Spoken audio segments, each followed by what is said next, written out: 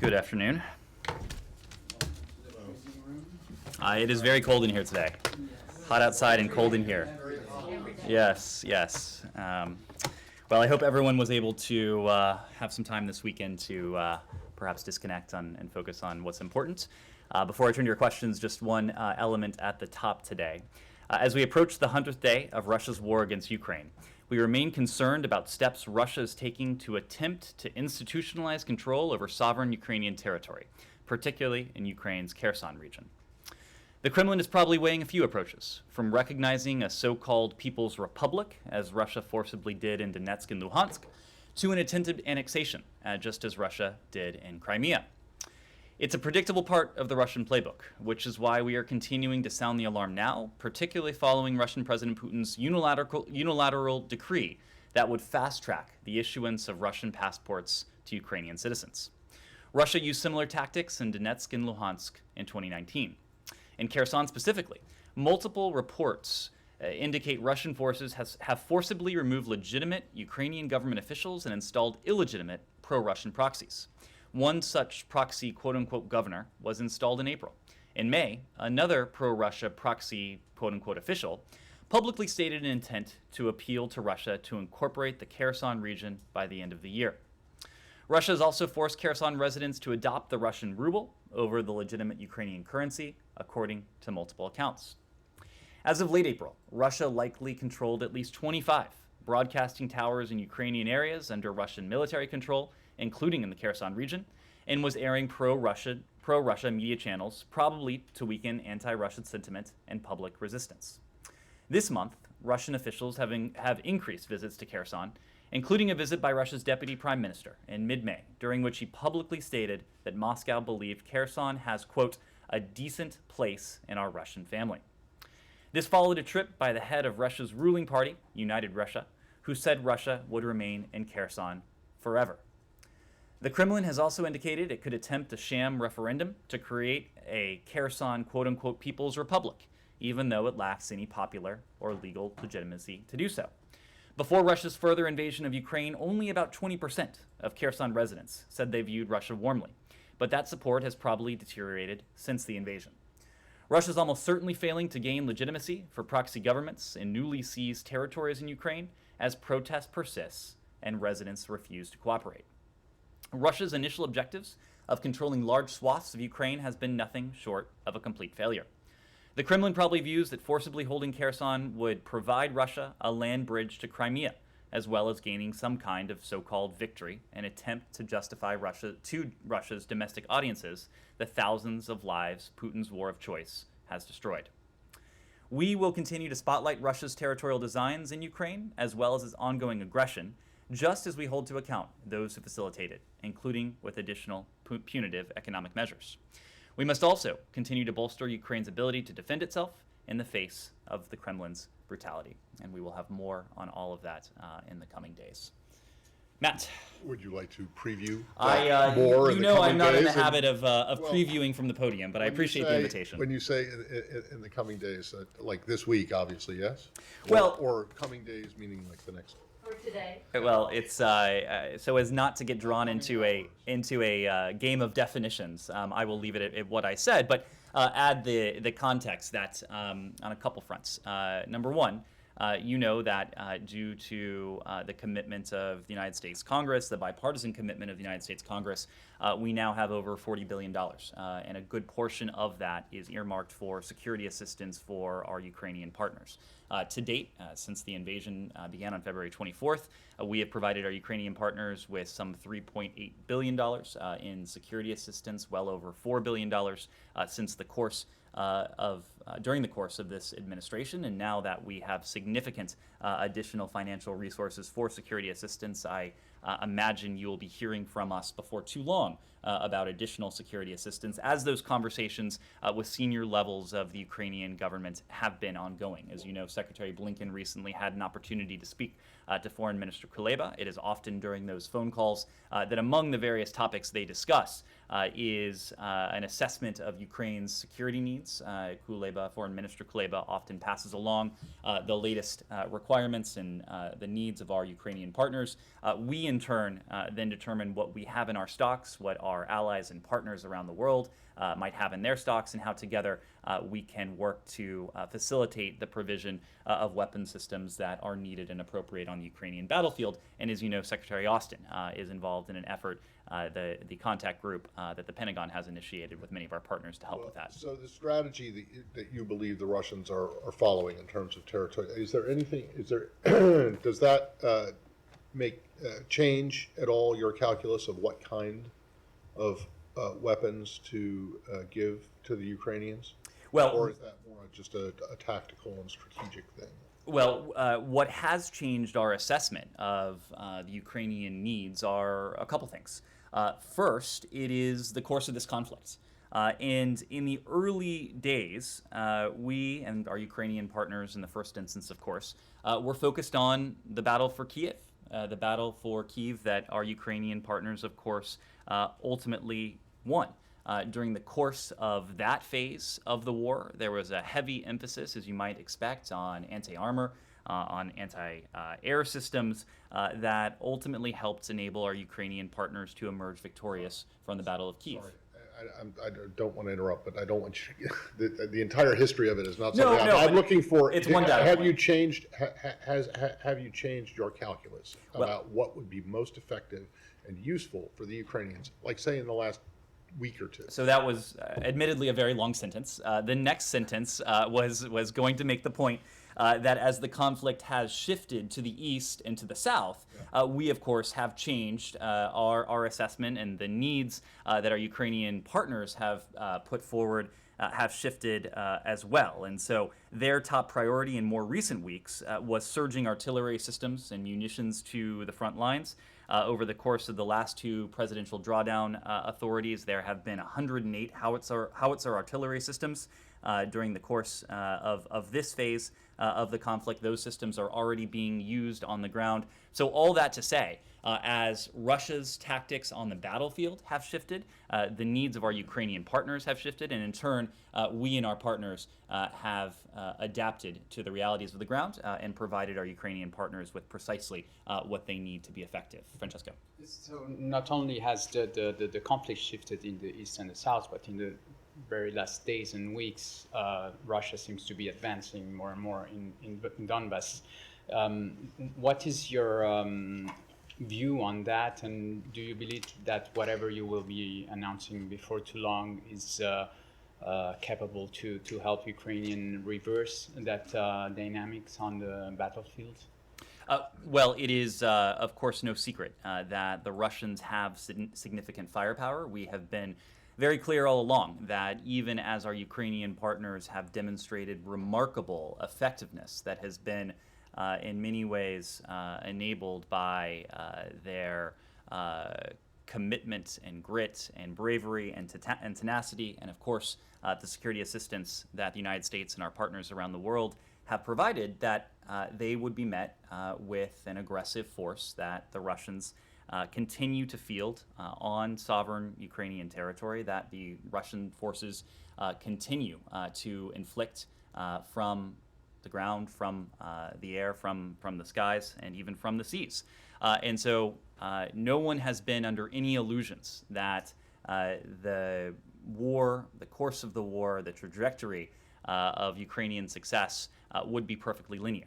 But what we are confident in is the fact that our Ukrainian partners will continue to have what they need to mount an effective defense against Russia's aggression. And we remain confident in the most important point, and that is that when this is over, what will continue to be the case is that Ukraine will be democratic, independent, sovereign, and prosperous. And the United States will continue to partner with our Ukrainian partners during each and every phase of this conflict. The nature of that partnership will shift as we provide our Ukrainian partners precisely what they need to be effective. We've already shifted given the tactical realities on the battlefield. I have a feeling that we will continue, and am confident we will continue to be nimble as the battle moves forward. Humara. And so, in terms of providing what they need, they've been asking for long-range weapons, and the president over the weekend said Washington was not willing to send them systems that can hit Russia, hit inside Russia. But then they actually do have some systems that has the capability of hitting inside Russia. So could you clarify, like, what exactly the U.S. policy is there? Where do you guys draw the line? Well, we continue to consider a range of systems that have the potential to be effective on the battlefield for our Ukrainian partners.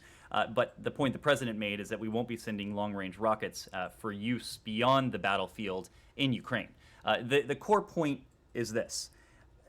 It is Russia that is and has attacked Ukraine. It is Russia that has started this war. It is Russian forces that are inside sovereign Ukrainian territory, and these are the forces that our Ukrainian partners are fighting back against. This is not a battle of aggression for our Ukrainian partners. This is about self-defense for them. This is about preserving their country, their freedom, their democracy, their prosperity and independence. And so every element of our security assistance has been geared towards that goal, and that is the goal of self-defense. It's the goal of, in many ways, self-preservation for our Ukrainian partners. So it is no secret, and I just made the case, that as the battle has shifted its dynamics, we have also shifted the type of assistance, the security assistance that our Ukrainian partners, that we are providing to them, in large part because they have asked us for the various systems that are going to be more effective in places like the Donbass, where the battle and the fight is quite different from what they encountered around the Battle of Kyiv. But I mean, the whole idea of self-defense can also be pretty subjective. And so do you guys have like a clear criteria or benchmark for Ukrainians where and at what stages, like these systems that you send them can be used or should be used, shouldn't be used? There is nothing you guys are stepping into like gray area here. There is nothing subjective or even gray about the notion that Russian forces are inside sovereign Ukrainian territory, taking aim, killing Ukrainian defenders, but also civilians, men, women, and children. There is nothing subjective about that whatsoever. What we are providing our Ukrainian partners, what we have provided them, and what we'll continue to provide them, is designed to enable their efforts to defend their country, to defend their freedom, their independence, and their democracy. Okay, I'm going to assume that you're not going to answer this, so I'll move on to just one other thing. Yeah, one other thing on Ukraine. So there seems to be some growing divergence between some Western European nations like France and Germany and Washington, UK, on the long-term goals of the war. The first group seems to suggest that arming Ukraine with such heavy weapons could prolong the war, and perhaps like Russia shouldn't be fully antagonized. I mean, what is U.S. response to that kind of thinking? And after 3 months and a week, do you fully believe that Ukraine is 100% able to win this war, and you're going to support them for as long as you want? This is related to the whole potentially territorial concessions debate that started last week. So I will just make the point that there have been many eulogies written prematurely when it comes to the unity of the international community in support of Ukraine. We heard this prior to Russia's invasion of Ukraine on February 24th. We have heard this at a regular cadence ever since. At every step, the alliance and the system of partnerships that the United States has been indispensable in forging in the months that preceded Russia's invasion of Ukraine, but also since the earliest days of this administration, they have defied those expectations. And I'm not surprised that we continue to hear those eulogies once again, but I am confident and I know that they are premature. We are united with our allies and partners, in this case with our NATO allies, with the some 30 additional allies and partners across 4 continents that have come together to provide security assistance for our Ukrainian partners, but also to hold Russia to account. And we're united in that goal. We want to see, and we are confident we will see, a Ukraine that continues to be, when this is all said and done, democratic, independent, sovereign, and prosperous. That is our goal. We will continue to provide our Ukrainian partners with precisely what they need to wage that campaign of self-defense effectively. I have a hard time understanding the argument that this is about, or this could potentially, possibly antagonize Russia, when again, it is Russia that started this war. It is Russia that is on sovereign Ukrainian territory. It is Russia that is raining down missiles and shells and shrapnel and bullets on Ukrainian defenders, but also innocent civilians.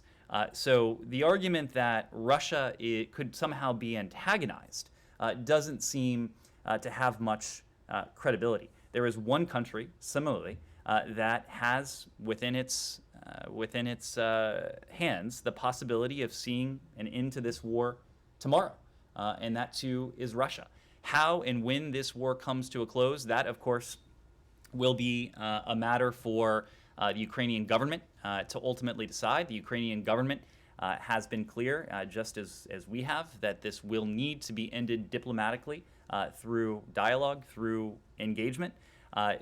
We are under the assessment that Russia is not yet at the point where it is ready to engage in good faith, to engage constructively towards what has to be the objective. That is, in the first instance, diminution of the violence and ultimately into this war. So in the meantime, we are going to continue to support our Ukrainian partners, including with the security assistance, so that they continue to prosecute the mission of defending their country, their freedom, their democracy, just as we continue to hold Russia to account, including with financial sanctions and export controls and other measures. Cite. You said that. Can I just ask you one thing? I've been meaning to ask you this this is very brief. When you keep talking about all these countries across 4 continents, you're counting Australia as a continent and not part of Asia, right? I believe that's the case. Okay. Yes. So when you talk about then Asia, presumably this is North America, Europe, Asia, and Australia. What Asian countries are actually contributing weapons? Or are you talking about, like, some like Japan and South Korea have imposed sanctions? There's a broad coalition of countries that have come together to provide security assistance and to hold Russia to account. Both. And Australia as a continent, not a country. I will leave it to these individual countries to discuss their contributions, but certainly several of our Asian allies have been stalwart members of this campaign. Yes, Said. Yeah, you said that only one country can bring this war to an end. You also said when all this is said and done and so on. I want to ask you about, what is in it for Russia? I mean, diplomatically. I mean, of course, everybody wants to see the war end and the conflict and the killing and so on. But what are you willing to give the Russians in exchange? You and those in coalition. Would you, let's say, give a commitment that Ukraine could never become a member of NATO, that you will look at the Russian points of concern, the security demands or whatever that were made back in December and all these things? Said, I think that is a question that may rest on a faulty premise. I don't believe it is for us to have to answer what a country that is waging a war of choice, a war of aggression, an unnecessary, a needless war should get in return for waging that war. So, just so I understand you properly, you're saying that Russia should end the war, and then we can talk about other issues if they are there. Is that what you're saying? That wasn't my point. My point was that this needs to come to a close. It can only come to a close through dialogue and diplomacy. So there needs to be that diplomatic process. It is currently our assessment that Russia at the present moment is not inclined to engage in dialogue and diplomacy that could, in the near term, lead to a diminution of violence and an end to this war. That is why we are using the tools at our disposal, including our security assistance, including our broader support for the Ukrainian government and for the Ukrainian people, and the measures that we have on the other side of the ledger to hold Russia to account, to change those dynamics, to change Moscow's calculus, to induce it to the negotiating table, so that together with our Ukrainian partners, they can determine how best to chart that path leading to a diminishment of the violence and ultimately to an end to this war. Yes? Follow up on a question that Mera moved on. In terms of, why administration says what it says, when it comes to, the long-range weapons. Medvedev said over the weekend that if any of our cities get under attack, the Russian army forces will strike back, not only to Kiev, but also to quote-unquote criminal decision-making centers. Do you consider Moscow a criminal decision-making center, given the fact that Russia has been striking on Ukrainian cities for 100 days? And secondly, why don't you recognize Ukraine's right to strike back?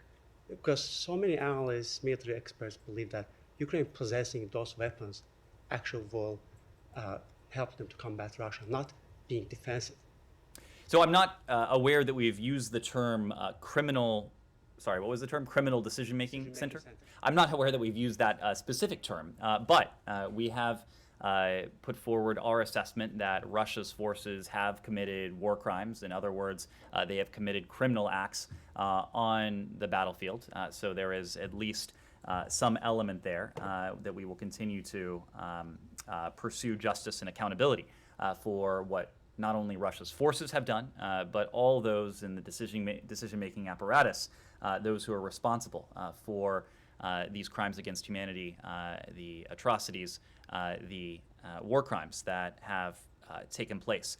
Second, what has always been at stake here is Ukraine's right to exist.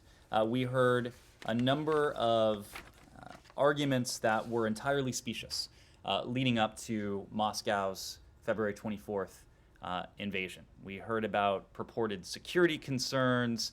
We heard about concerns over what they stated to be NATO's aggressive nature, claiming a defensive alliance was anything but. In the end, what this came down to was, we think, President Putin's belief that Ukraine has no right to exist as a sovereign, independent, democratic, and free country. And so that is what our support, that is what the support of many of the world's countries, dozens of the world's countries, has been all about, is making sure that Ukraine will continue to be and to exist and to be precisely what President Putin has sought to deny it. And that is its independence, its sovereignty, its democratic identity, and its prosperity. So our assistance to Ukraine has been focused in the area of self-defense. This has been a war of aggression on the part of one country, and that's Russia. This has been a war of self-defense on the part of our Ukrainian partners. Yes, Michelle. Then how do you view Foreign Minister Lavrov visit to Saudi Arabia and Turkey, and what do you expect him to hear from your allies in the region? When it comes to his visit with our GCC partners, we have held extensive discussions with our GCC partners about the importance of international support for Ukraine as it defends its sovereignty, as it defends its independence. We have conveyed to our partners, we've had many opportunities to discuss the need for the immediate withdrawal of Russian forces from Ukrainian territory and the cessation of Putin's war of choice in conversations with Foreign Minister Lavrov. We understand that the GCC plans to push for an end to the conflict and the restoration of the flow of agricultural goods out of Ukraine to ease food prices and shortages.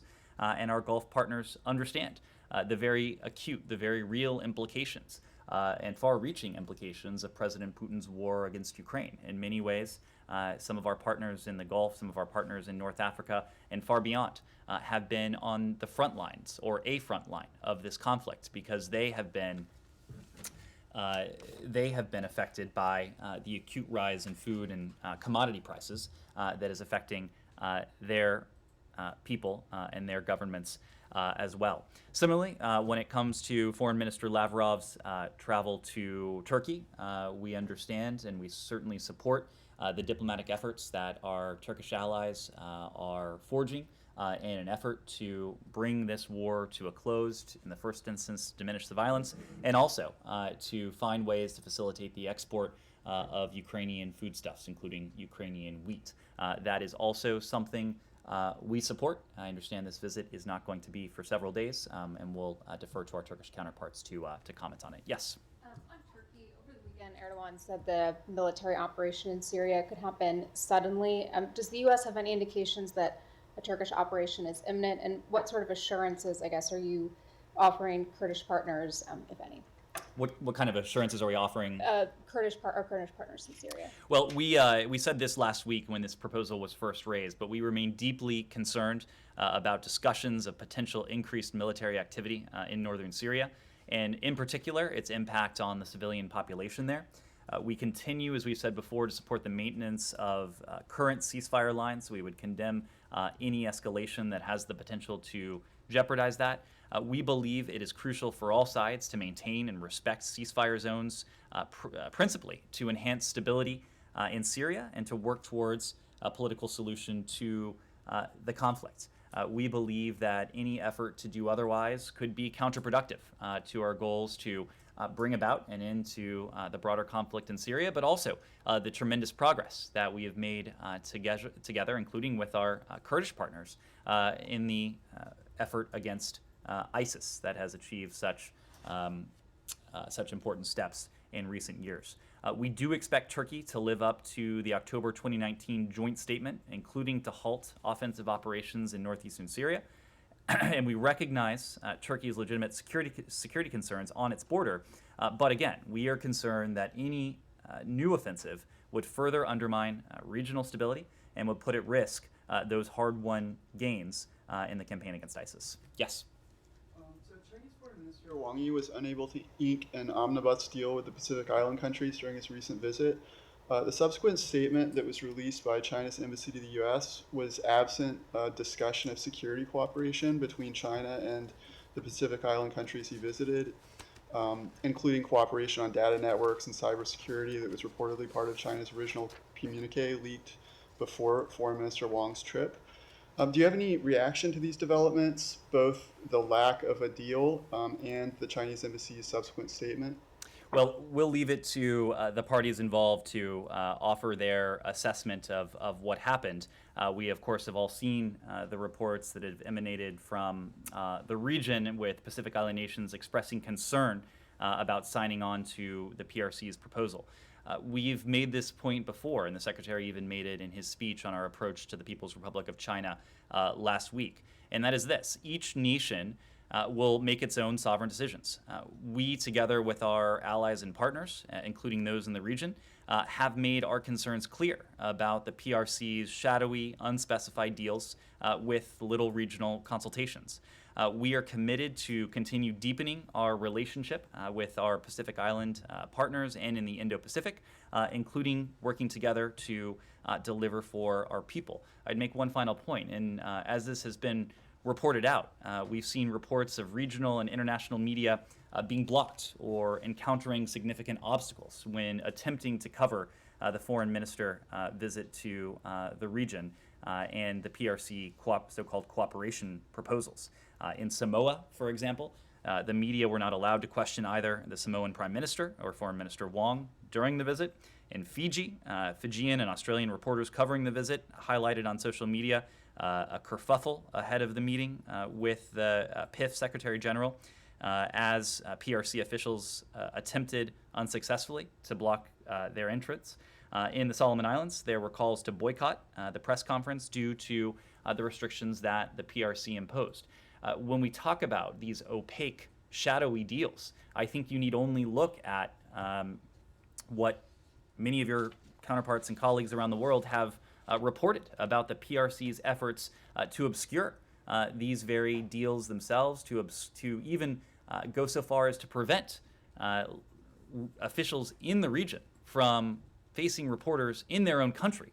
And of course, preventing the PRC foreign minister from having to answer to independent media who would ask the sorts of tough questions that he would surely get. Is kerfuffle, that's a technical. This was diplomatic term. this was a term that was taken from a tweet. Yes, yes. Let me move around. Yes, Gita. Thanks, Ned. The IAEA's latest report on Iran is out, and it's been leaked, and it doesn't look good for Iran. Talks about the more violations, and of course not clarifying things from the past for the IAEA. Last week at the Senate Foreign Relations Committee, Rob Malley was asked if the U.S. was going to support a censure of Iran at next week's Board of Governors meeting. Has a decision, well, Rob said that the U.S. was consulting with European allies. Has a decision been made yet?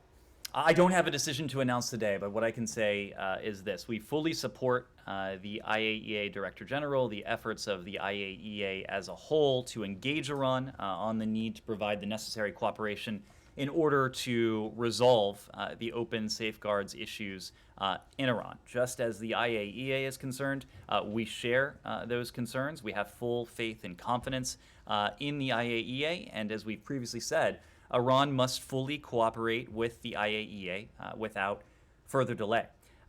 Because this report is not public, we're not in a position to comment more fully, but we will continue to work closely with allies and partners and the Board of Governors of the IAEA to ensure that the board takes appropriate action in response to the Director General's reporting. These unresolved safeguard issues, I think it is worth noting, relate to legal obligations under the NPT required safeguards agreements with the IAEA. That, of course, is separate from Iran's JCPOA nuclear-related commitments. It remains our goal to see to it that Iran is once again bound by those JCPOA related nuclear commitments, and that is why we are proceeding with determining whether we can achieve a mutual return to compliance with the JCPOA. Let me let Gita ask a follow-up. And a question about inside of Iran. Since last week when a tall building collapsed, and so far about 40 corpses have been pulled out, demonstrations, people have been demonstrating, and by now there are dozens of cities following suit with the people of Abadan. There's a number of slogans and chants that keep being repeated in different demonstrations every now and then, but one stands out that is being repeated again and was repeated yesterday, that translation of which is our enemy is right here, they lie, that it is America. Do you have any comments, any messages to the Iranian people who are chanting this slogan? They're saying their own establishment is lying to them and that America is not the Iranian people's enemy? We have spoken very clearly about the ongoing protests in Iran. We have also, in the past, spoken directly to the people of Iran. Last year, when we first addressed what were then what started as protests over water shortages, and of course evolved from there, we sent a very clear message to the Iranian people that remains true today. It was a message of the fact that we stand with you, we stand with the Iranian people who are trying to make their voices heard, and then we call on the Iranian government to respect the right of the Iranian people to peaceful protest and not to repress what are their fundamental demands. This is a message that, of course, applies not only to the people of Iran, the right to peaceful assembly, the right to peaceful protest, the right to freedom of expression.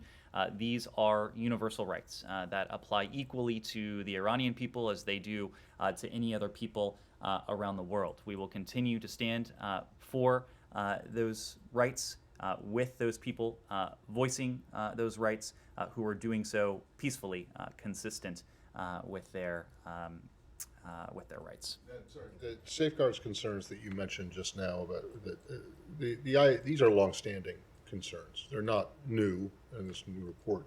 If you support the BOG, I like to call it, the Board of Governors, taking responsible action to do this. Why have you opposed it and even blocked it, action, from the Board of Governors in the past when these shortcomings, these concerns have been raised? Matt, we have been very clear that we believe that the concerns of the IAEA have to be resolved, and they have to be resolved swiftly. Again, we have full faith and confidence in the IAEA. We support the important mission that it is doing inside of Iran. The decisions of the Board of Governors, those are the decisions of the Board of Governors. We consult closely with our fellow members of the board, but again, we fully support the need to resolve these issues. But Ned, last November, there was a push to get the board to take up this question, these questions and concerns about safeguards, and you guys stopped it.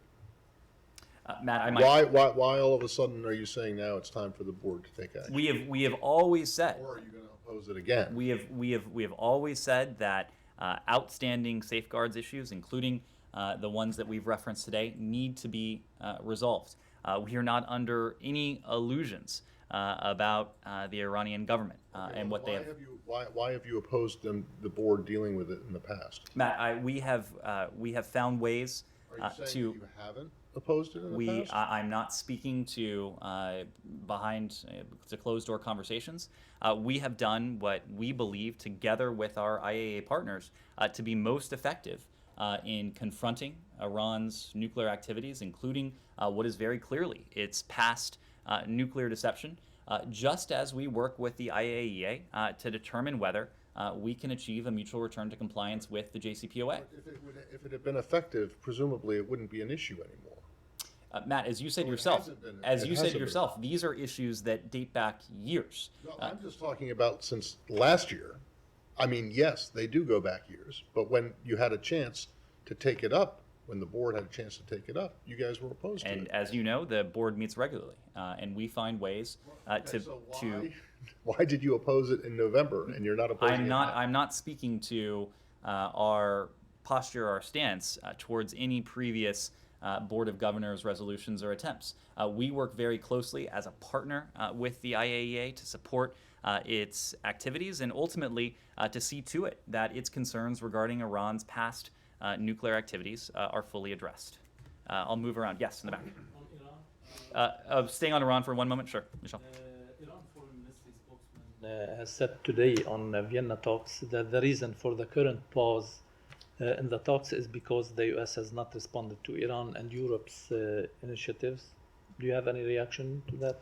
I saw that comment. I think anyone who speaks either to our European allies or to representatives of this government will, of course, hear otherwise. We and our European allies have made very clear we are prepared to immediately conclude and to implement the deal negotiated in Vienna for mutual return to full implementation of the JCPOA. But it is ultimately up to Iran to decide to drop demands that go beyond the JCPOA and to engage in good faith. That is a choice that only Tehran will be able to make. Yes. Ned, several weeks back, you said, or you suggested, that the deal was within reach. The deal is absolutely still within So reach, is of course. it still the same? Is it far? Is It unfortunately, Saeed, has not changed. It is still within reach if Iran makes that political decision to engage in good faith and to focus on the JCPOA itself. Yes. But asking about specific about that IAEA report that now indicates that Iran has enough enriched material for a nuclear weapon. Now, if that's the case, when is it time to either pull the plug on those negotiations or at the very least shake up the strategy? And we did hear from Special Envoy Malley last week that being at the table doesn't mean that the administration is waiting. But given these indicators of progress, can the administration say it has a successful strategy or measure of curbing Iran's progress? The pursuit of a mutual return to compliance with the JCPOA will continue to be our policy goal as long as it is in our national interest to do so. And that statement is a direct response to the first part of your question. Because yes, Iran's breakout time has been reduced to a point with which we are uncomfortable. Our allies and partners around the world are also uncomfortable with it. When the JCPOA was negotiated and ultimately implemented in January of 2016, that breakout time was 12 months. Since Iran has been in a position to distance itself from the strict limitations that the JCPOA imposed, that breakout time has dwindled to a matter of months, and more recently to a matter of weeks, or potentially even less. So it is, of course, a concern for us.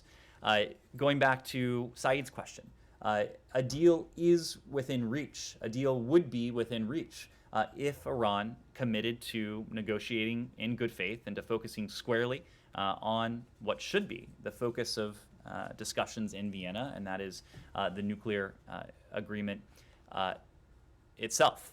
Were that to be the case, the breakout time that is now, to us at least, unacceptably short would be significantly lengthened. And that is our goal, to see to it that we put Iran's nuclear program back in a box, to see to it that some of the advancements that Iran has been able to make in recent years are reversed, and to ultimately, most importantly, ensure that Iran is once again verifiably and permanently prohibited from and unable to acquire or produce a nuclear weapon. As long as we assess, as we do now, that the deal that is essentially on the table, the technical agreement that is essentially on the table, as long as we assess that its non-proliferation benefits outweigh the gains that Iran has been able to make in recent years in its nuclear program, we will continue to pursue that deal, because pursuing it is ultimately in our national interest. Yes, sure. The Times of Israel reported that you guys have shelved once and for all the reopening of the consulate in East Jerusalem, and instead you're looking at maybe appointing Mr. Hadi Amr as a special envoy or an office here and frequent trips. Can you comment on that? I don't have any personnel announcements to preview. What I can say is that at least part of your question, or part of the premise you put forward, is not accurate. We remain committed to opening a consulate in Jerusalem. We continue to believe it can be an important way for our country to engage with and provide support to the Palestinian people. We're continuing to discuss this with our Israeli and our Palestinian partners, and we'll continue to consult with members of Congress as well.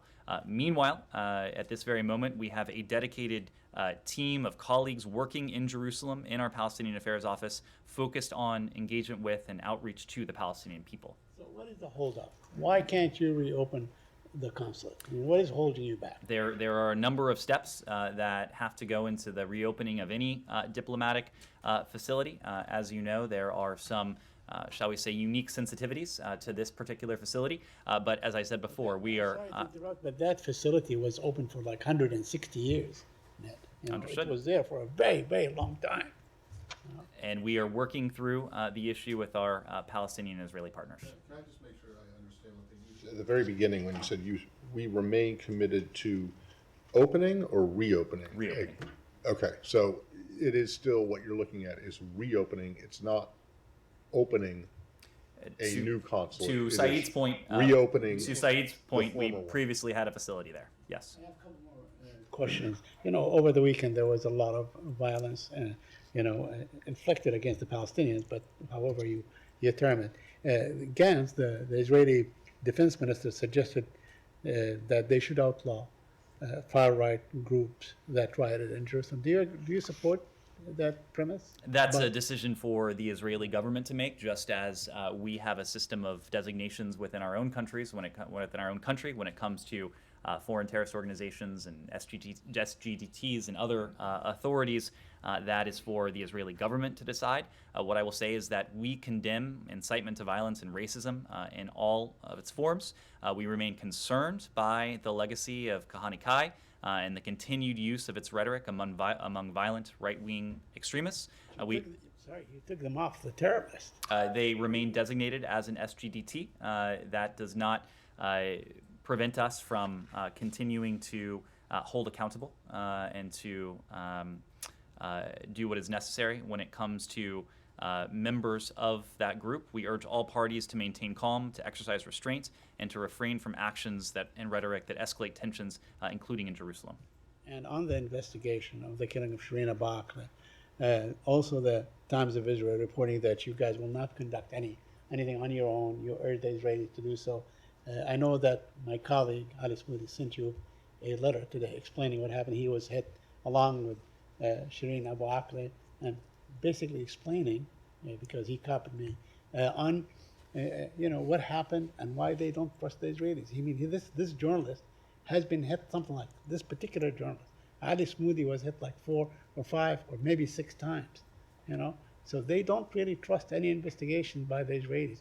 What should happen in your view to really see that the transparent investigation that you talk about so much is conducted properly, and that the perpetrators will be brought to justice?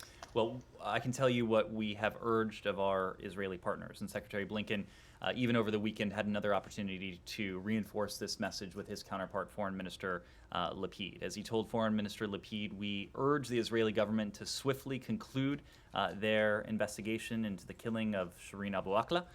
We expect full accountability for those responsible for her killing. And to your question, Saeed, we have urged that the sides share their evidence with each other to facilitate that investigation. And we continue to call on all sides to maintain calm and to prevent further escalation. What would you say to my colleague Ali Smoudi, who sent you a letter today explaining what happened? What would you say to assure him that he can continue to conduct his job as a journalist? I mean, he's been doing this for a very long time. Certainly appreciate his perspective and the time he took to offer his recollection and his thoughts on the incident that tragically took the life of Shireen Abu Akleh. We, whether it is in, I'm sorry, and of course injured him as well.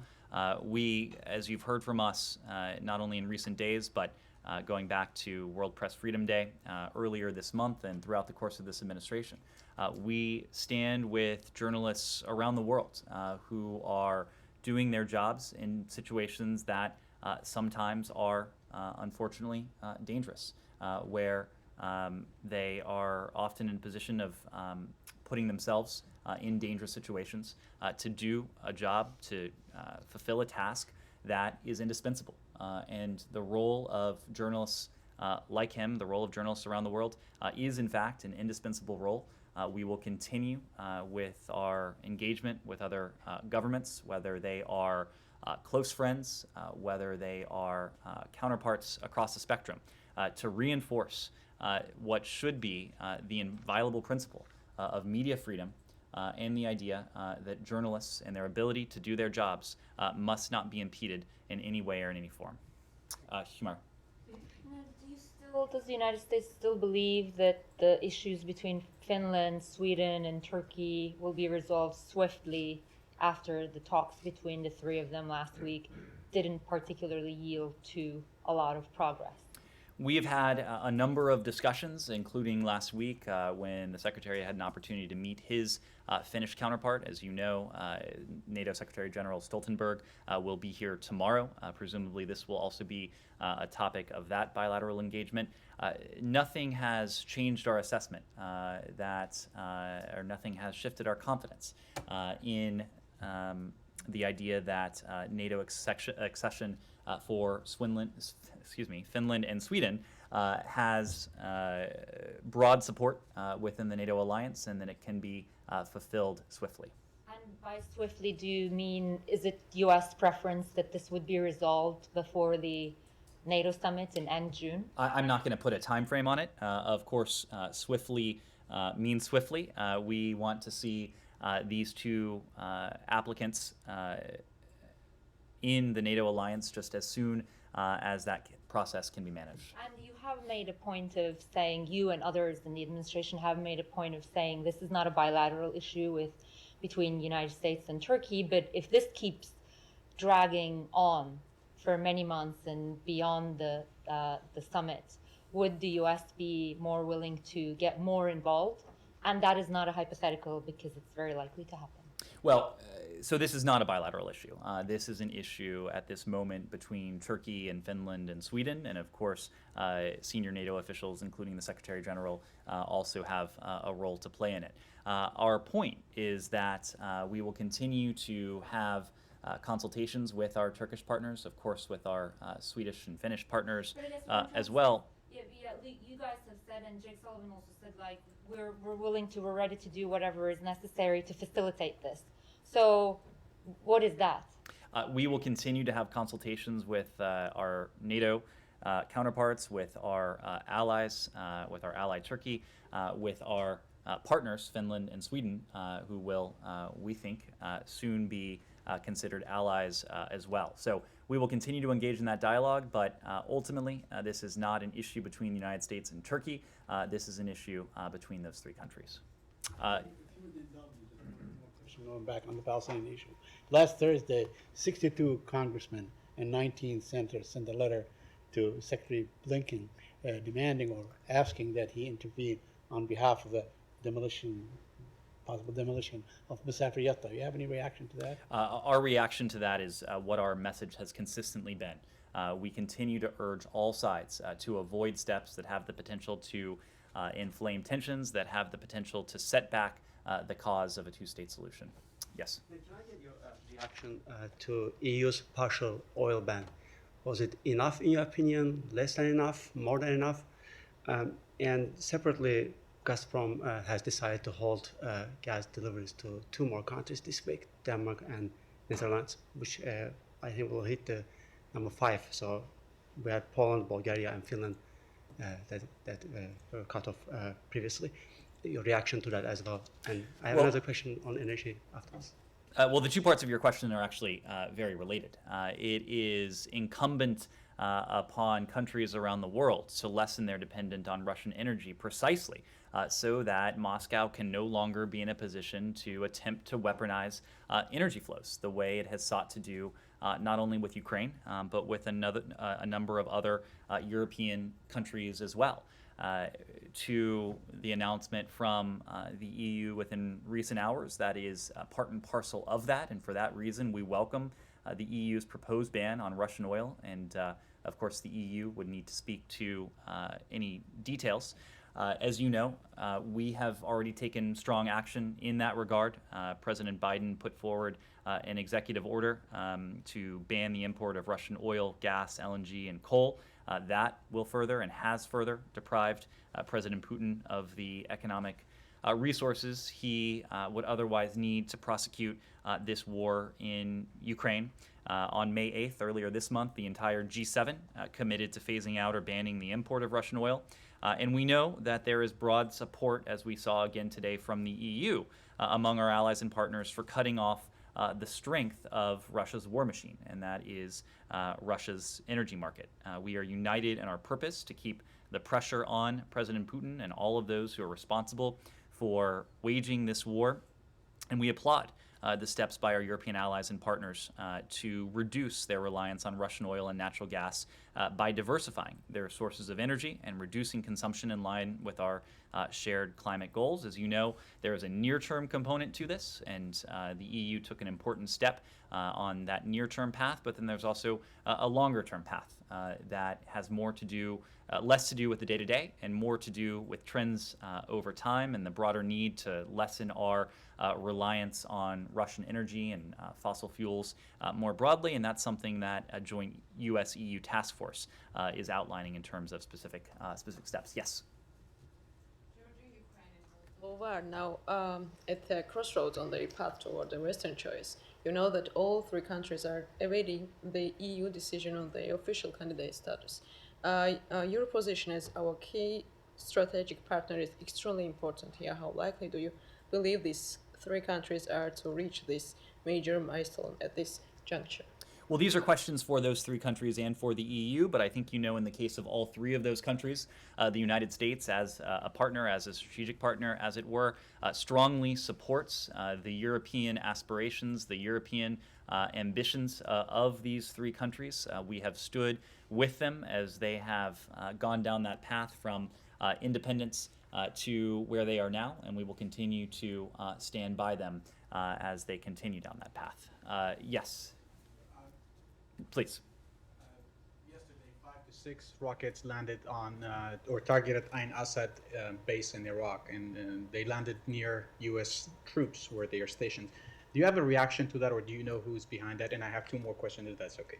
Well, I would refer you to the government of Iraq and to the Department of Defense for details, but I can confirm that an attack took place last night against an Iraqi base that houses international coalition advisors. We understand that there was no damage, nor were there any casualties, but I need to refer you to the government of Iraq for more details. And then on the Iraq's political impasse, there's a new initiative by the IKR president to get the parties to some sort of agreement on the candidacy for the Iraq's presidency. Is that something that the U.S. supports, and how can the U.S. help the process there? I will let you know if we have anything to say on that specific proposal, but we do believe it's important to move forward with the process so that the needs and the aspirations of the Iraqi people can be fulfilled just as quickly and effectively as possible. And then last one on Baghdad and Erbil relations. What's the department's view on Baghdad's attempts to limit Kurdistan region's oil sales and limiting Kurdistan region's authorities in managing its own energy sector? We have urged the Baghdad and Erbil, the Iraqi government, and our Kurdish partners to work together constructively to resolve any differences, and that remains the case here. Yes. Lebanon, Ned, do you have any comment on the re-election of the Speaker of the House for the 7th time? I don't have a specific comment beyond what we said last week, and that is the process of government formation needs to continue so that there is a durable, effective government in place that can enact the necessary reforms to unlock what the Lebanese people have been missing for far too long. In some ways, that is about resources with the IMF loan guarantees that have been discussed, but this is also about providing the Lebanese people with a durable, representative government that can fulfill their humanitarian needs that have gone unmet for far too long. So that is a process we continue to support. It is a process that needs to move swiftly so that we can make progress, so that Lebanon can make progress on that. Yes? Go back to what you said at the very top about the possible absorption of Kherson. I think early May, Ambassador Carpenter was here warning about that, but then he said that this sham referendum or the attempt to annex Donbas into Russia would happen in mid-May. Do you have any indications why that hasn't happened yet? And also separately, I wanted to ask about it has been reported in the Polish press that there's an agreement to make U.S. forces presence there permanent ahead of the NATO summit. Do you have any comment on that? I'm sorry, U.S. forces where? In Poland. In Poland. Yeah. So when it comes to Kherson, you're right. We have been concerned for some time about the possibility of a sham referendum conducted in Kherson. The message we reiterated today is the fact that this is a well-worn part of the Russian government's playbook. We are not saying that it definitively will hold a referendum there. There are other options that could be under consideration, including, as I said before, to create a so-called Kherson People's Republic, despite lacking any legitimacy or popular mandate to do so. I can't speak to why the Russians have or have not taken certain steps beyond making the point that we have noted that we have, when we have made public parts of our understanding of Russia's playbook previously, they have been forced to adapt, and in some cases they have changed their plans as a result of the United States and our partners and allies around the world shining a spotlight on our concerns. Whether that happened here, I couldn't say, but what I can say is we do remain concerned that the Russian government will take certain steps, whether it's a referendum, whether it's the declaration of a so-called People's Republic, whether it is another means by which to impose the Kremlin's will on the people of the Kherson region. That continues to be a concern of ours. Final question? The second question? Oh, Completely sure. unrelated. Yes, second question? No, I asked about the Oh, reports Poland, about, yes. yeah. I don't have any announcements. Those are decisions that we make on a national level, and when it comes to the basing of NATO forces together as a NATO alliance. Yes. So about 10 days, or maybe it was a little longer than that ago, the New York Times ran a very, very lengthy story about Haiti and basically the misery that it's been going through. Anyway, I'm not going to ask you to get into the historical background going back to the 1700s about this, but in part of that story there were allegations that the United States had essentially conspired with France to oust Aristide, in part because he was demanding reparations for the French. This was under the Bush administration, obviously, in 2004. What do you make of those allegations? I would need to go back on that. Obviously, this is quite dated, but what I can say now is that... Which is quite dated, the story? Or No, 2004? the 2004 element of a... It's not that long ago. Well, I mean, you might have been in grade school, but some of us were actually, working. We will get back to you if we have anything to say on that particular historical allegation. But what I can say more recently is that since President Moïse's assassination, we've continuously called on all Haitian stakeholders to reach agreements on a unified way forward towards free and fair elections when those conditions permit. And we continue to work with all current Haitian officials, including Prime Minister Henry, to address Haiti's most critical needs, including security, post-disaster reconstruction and recovery, and COVID-19 vaccinations. Well, I would appreciate it if someone could get an answer about whether or not you agree or disagree with the assertion, the allegation, including from a former French ambassador to Haiti, that this is in fact what was the case, that the Bush administration worked with the French to get rid of Aristide, in part because he was demanding these reparations. We will let Thank you know. Thank you all very much.